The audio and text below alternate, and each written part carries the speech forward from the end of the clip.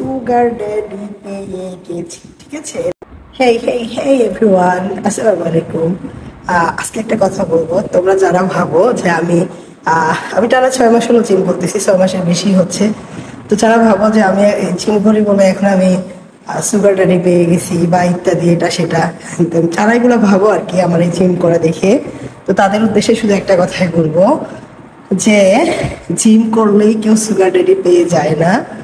আমি যে টাকা দিয়ে জিম করি সেই টাকার থেকেও তোমরা 3 গুণ টাকা মাসে সিগারেট খেয়ে উড়াই দাও, ছেলেদেরকে বলছি, হ্যাঁ। সিগারেট খেয়ে উড়াই দাও, গার্লফ্রেন্ড নিয়ে ঘুরে উড়াই দাও, বিভিন্ন খাতে তোমার টাকা উড়াই দাও। আর এই জিমের কস্ট খুবই কম, খুবই কম, হ্যাঁ।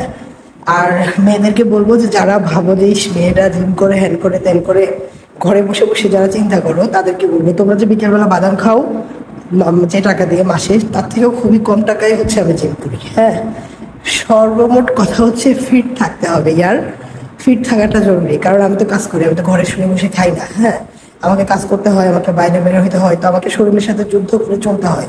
তো দিন শেষে যদি আমি শরীরটাকে সুস্থ না রাখতে পারি তাহলে কি হলো বলো।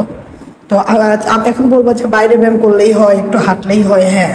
সবাই বাইরে যায়, সবাই বাইরে হাঁটে, কিন্তু আমি বাইরে যাই না।